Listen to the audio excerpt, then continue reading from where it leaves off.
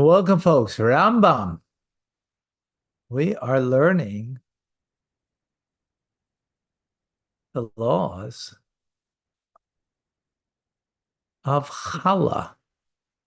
Challah means dough that you make, that you need to separate some of it to give to the kohen, to the priest.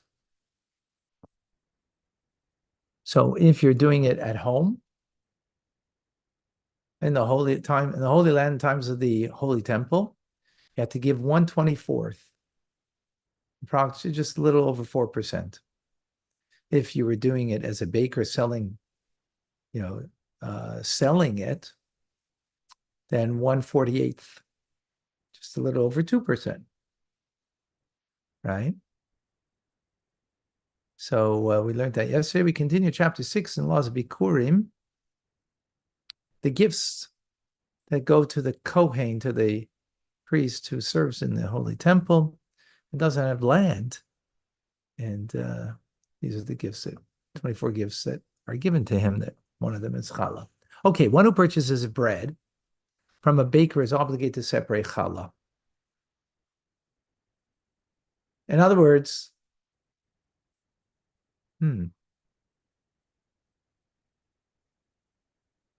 just see this because there's a question concerning this ruling, because, right, seemingly the baker had to separate challah himself, right?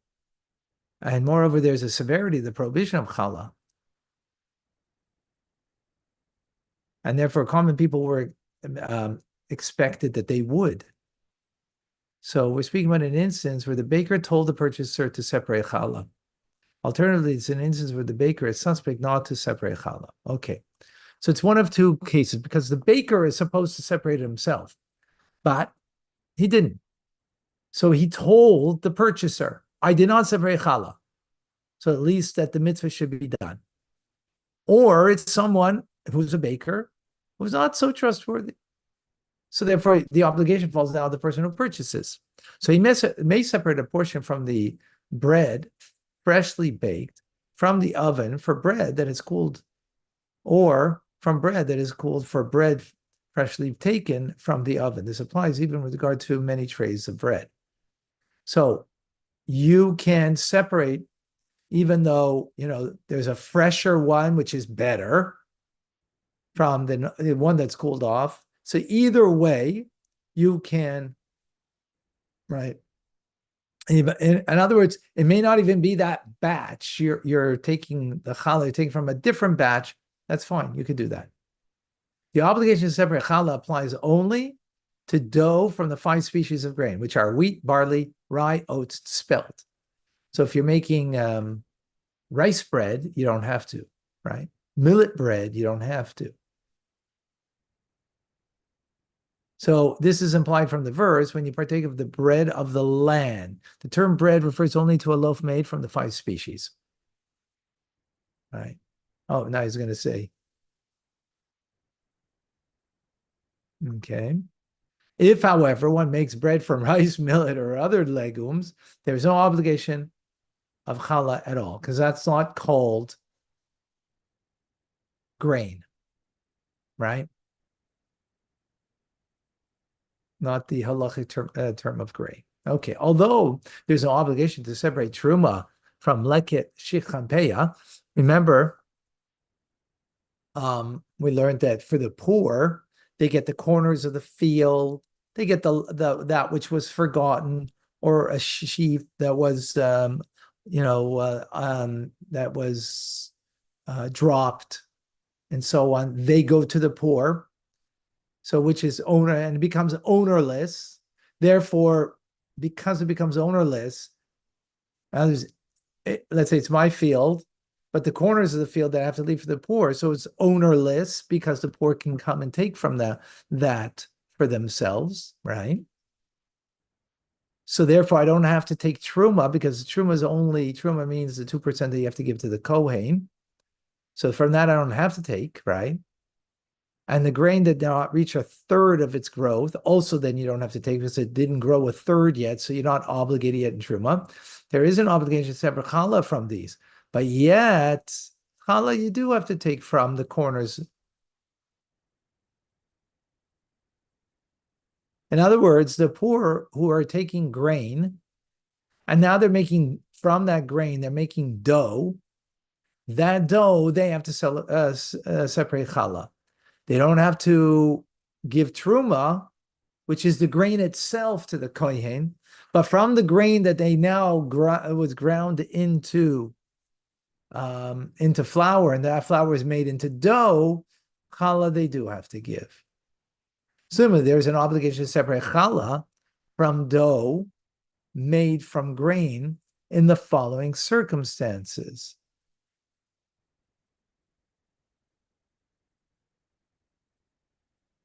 The tithes were separated from the grain early while it was still stalks, and Truma's Meiser was separated from it, even though the portion of the great Truma is still included in it.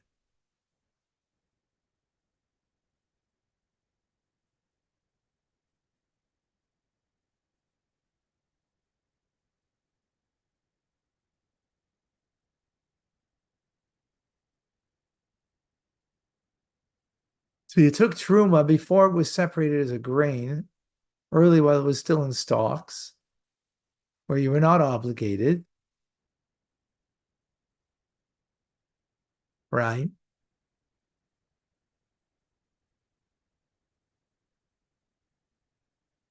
So grain that was from the second tithe or consecrated property that was redeemed, the extra portions of barley harvested for the Omer offering, 2 loaves prepared for the offering offered on Shavuos, and the loaves prepared for the showbread, which were redeemed.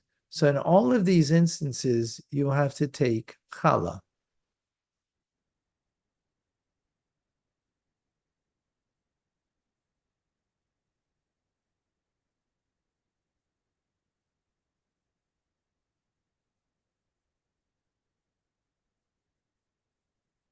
So here in the showbread, the showbread was on the shulchan on the table that was um, done every Friday and put on and placed in there for the week. So if there was extra flour that was set aside, then the remainder of it could need it's got a holiness, so it should be redeemed and then used to make dough and to make challah that wouldn't be to make bread, wouldn't be part of the showbread because it was redeemed from its holiness. That needs to be taking challah from it. Okay.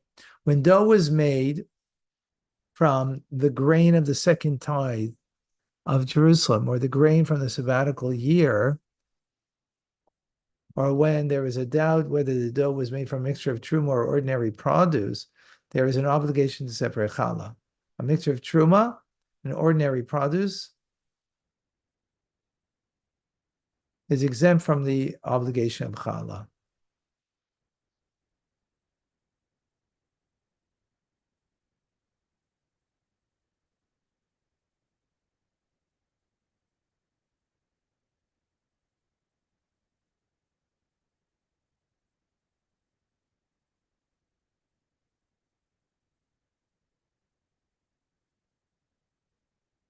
Because this is a rabbinic law now in the present age. This is what we're speaking about. That's why you're not obliged.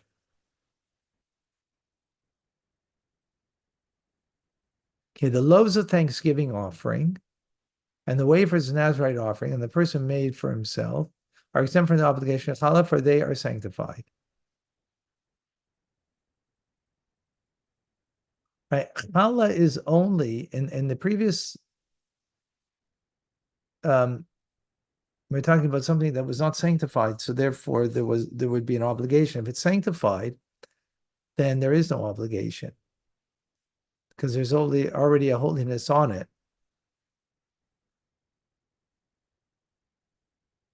And the wafers of the Nazarite offering, which a person made for himself, are exempt from the obligation of challah, for they are sanctified. If they were made to sell in the marketplace to Nazarites, and those bringing Thanksgiving offerings, there is an obligation to separate challah, since the baker has the intent that if they are not sold for sacrificial purposes, he will eat them.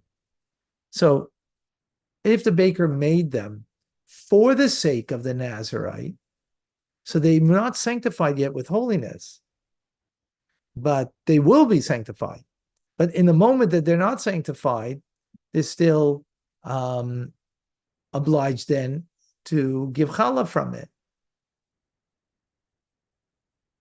Because in the end, if they're not sold, he's going to use it for himself.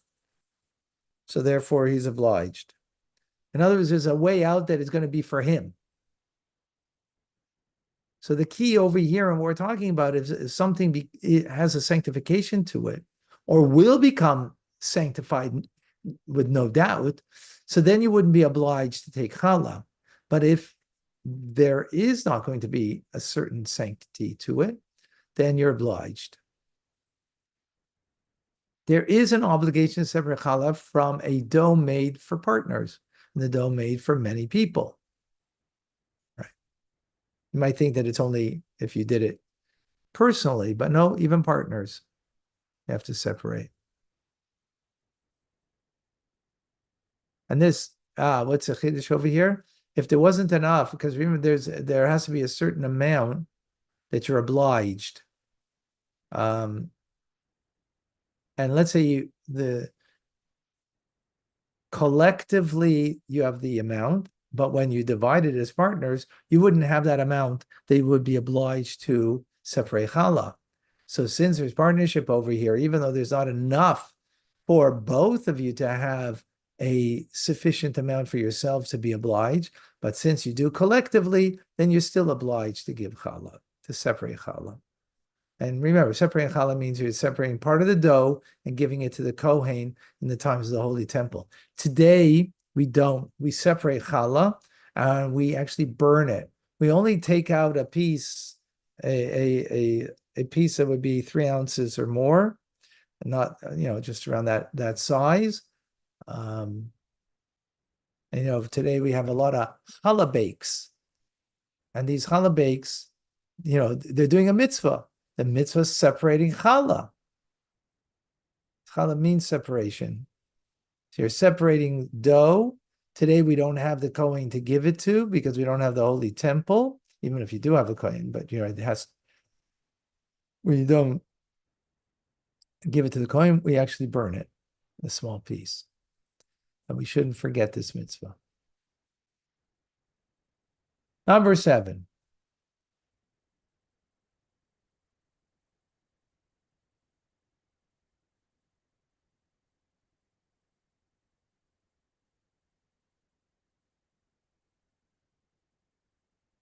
When a person, let him in, thanks. When a person makes dough using grain, that is tevel. So tevel means it wasn't truma and meiser, the tithes and the portion for the Kohen was not taken from it, which means you can't use it. You can't benefit from it until you do that. You got to give your gifts before you could personally use it. So whether the challah is separated from before truma or the truma was separated before challah, what he did is effective. In other words, you didn't do the other mitzvahs that you're obliged to do, but you took challah for whatever reason, right? You separate challah. That's effective, even though it's not the proper order in doing things, right? Because when do you give to the Kohen and the Levite the truma and the meiser is the grain, not flour that was made into dough. So flour made into dough came after that, and now you didn't do it, but you separated the challah. So you might think that since it's done out of order, ineffective. No, it's effective. Let's see the notes. It explains why, even though you should have separated. Yeah. Okay, doesn't give the reason, just stating it. If you separate the challah first, he should not partake of it until he separates truma and truma's meiser for it. If he separates truma first, he should not partake of it until he separates challah. So you took the challah, you can't partake of this dough. You first have to separate the truma and the truma's meiser, which is going to the kohen, right?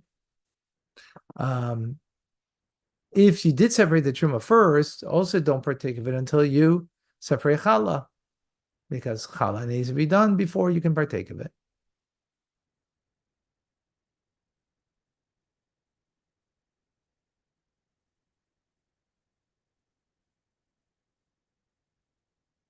Mhm. Also second.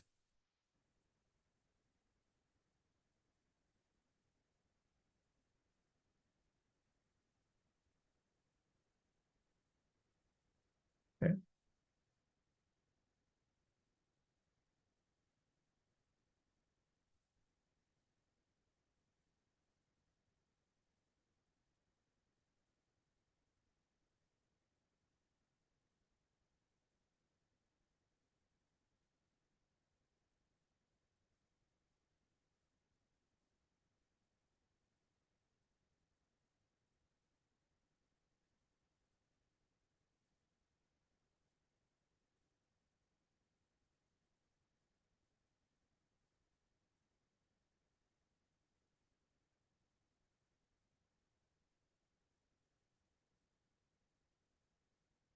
Okay. When the person makes dough with the intent of feeding the bread baked from it to domesticated animal or wild animals, he exempt from challah. There is an obligation to separate challah from dough made for dogs, which is eaten by the shepherds. The dough made by a non-Jew is exempt from challah. He doesn't have that obligation. So you only have the obligation when you are doing it for humans, right? The dough made from without bran being separated flour is usually not intended for humans' consumption, right? Since the shepherds also intended, because the shepherds will also partake of it for the dogs. Hey, folks, I have to stop over here. Thank you. Have an amazing day. Thank Tomorrow is you, Rabbi. 4 o'clock.